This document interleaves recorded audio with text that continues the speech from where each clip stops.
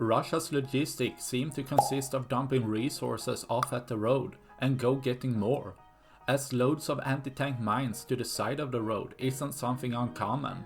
But in this case, Russia also dumped a bunch of dragon teeth as well, making a small grenade to be able to blow everything up. As we can see the size of dragon teeth, the reality that they would stop anything is minimal to non-existing. Trenches, mine, anti-tank guided missile, artillery or drones are much more capable of halting an armored vehicle.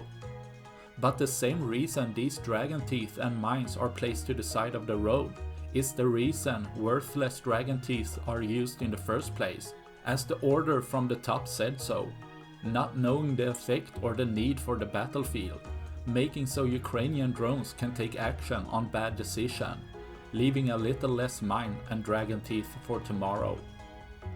That's all I had for this video. Please like and subscribe for more. Thanks for watching.